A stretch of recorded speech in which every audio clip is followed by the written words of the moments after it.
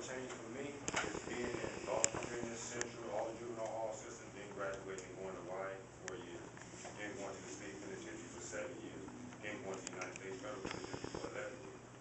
Now to be out here to make a difference. You know, that's what about a change for me when I took control of my life and started dictating who I fight with. You know what I'm saying? Study circumstances and dictate who I'm supposed to fight with. So with that, I said, well, I might as well come out here and do something to give back to make a difference, because I have been everywhere. I came when I was supposed to go to prison in Europe. No, I need to come back to the community. Come back with, you know, tools and stuff. That's why I look forward to being involved in class to have the tools to be more effective. Because I didn't walk every yard. I can't go to other yards. I'm not trying to go to death row. So I'm coming back to get the tools from what this brother got. You know, get the job. Well, if you all did the math on him, you'd be 80.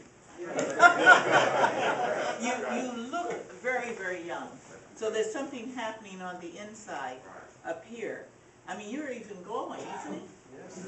So I mean, I'm in the building, as he was talking, and as I'm doing all the time that I did, you know, we do a lot of reading, we do a lot of isolation, right? And I got a chance to read this book about the fire department in New York and how the kids just pull that little thing that sits on the street. We didn't have one of those on our street, so we probably did the same thing. But the fire departments run all the time. They gotta go, even if the kids are pulling that thing, they still gotta go and answer that call. So I used to laugh at the book and say they must be kind of stupid that these keep running, but they save lives. So, you know what I'm saying? So they got to run anyway. So they became my hero at that point. And as I was growing up in White, I used to watch the fire department. I used to like laugh at them really because, you know, siren was funny. Looking at the fire department, I'm a kid. The fire trucks and all that, we have fire trucks and we roll on the ground. But then I said, well, my child is in the house and I'm spending all my time in prison. We're gonna run up in there and save my kid. I can't save him. And I know the fire department gonna run up in there, don't care what color the kid is, don't care about nuggets of a crack house or whatever, they still want in that house. So at that time they became heroes to me, and they're still my hero today. I gotta ask you a question, because basically one of our most difficult obstacles as politicians is to convince some of our colleagues about the truth, about how somebody can do 22 years on and off doing time and they can start a new life. And a lot of Americans, elected Americans and voters and whatever you want to call them, if you said that story to an average American and you didn't have to see their face and they didn't have to see your face, and then they said, now answer the question, do you think that young man is telling the truth or not? Most Americans say he's lying, because you can't do 22 years and be the good person that you are today. So please, can you give us an example of what goes through your mind when you're talking to a young person so that they don't end up doing the kind of time that you did? Well, what I tell the young people is this: I don't share my experience.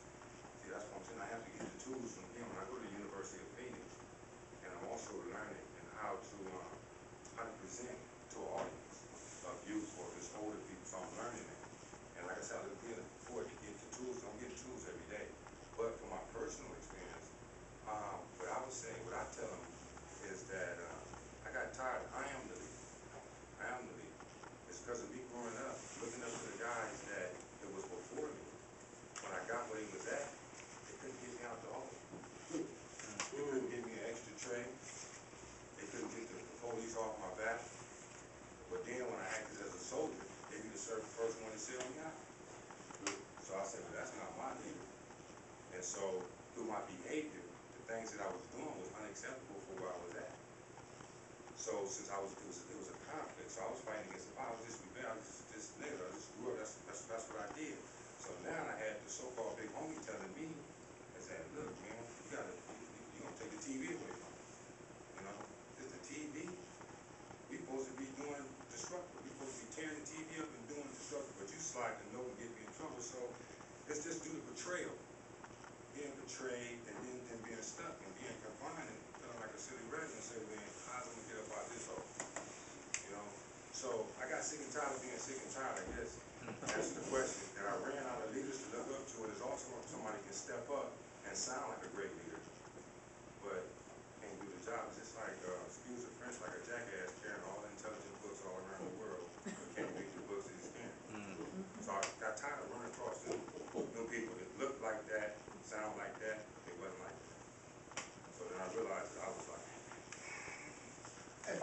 add one thing quickly. What the commander has given us is this. Sometimes we are first responders. That's what's in the back of my truck, my emergency kit. I will get a call. I will hear the shots. I'm there on scene before the police get there. I know what to do. Now, once I'm there, before I get there, I've introduced myself, or through the commander, or through Brent. We will set up a meeting with the fire department in our community, so that we know them, all three sheriffs, all three chiefs. They know us. They won't come on scene if they don't get a call from LAPD saying that the scene is safe. If they see one of us and they know us and we tell them it's safe, they'll come in and they'll save that life. That's one of the things that we do. I'd like to respond to your question about if you would present him to the community and they would say he was lying. The first thing I would like you to say to some person that would have that mindset is to realize one thing. We are human beings. They have mothers, fathers, sisters, and brothers, okay? Friends and relatives. Now, our circumstances are different. And when you take a component that it takes to make this country great, when you take those things away from people, they react if they didn't get a model like I got. And that model has to be reinforced over and over again because you get tired. I've been trained by the United States Army. I'm a Vietnam-era veteran. The same training I got in the United States Army in the Military Police Corps, Military Police Investigations, the same caliber of training I got right here in this community, in this building, by that man. He represents this community. She represents this community. I represent this community. You represent this community. Once you get those people to realize that, then we can halt the spread of this insanity. Because it's just like anything else. It's not everybody that's in a game. It's not the only thing that a game does is go around shooting at people. No more than the LAPD when they get called in for a bad cop. No more than that. And when we start looking at one another like that, then we can extend that hand. And then you will find you won't have a room or a school large enough to take all the young people that want to get involved.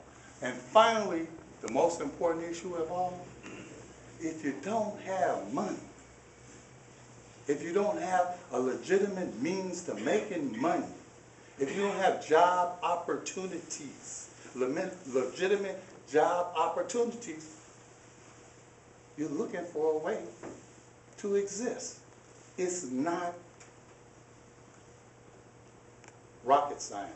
It's fundamental. If we look at the people the way we look at ourselves and extend our Christian self, our spiritual selves to one another, then we can get over this thing.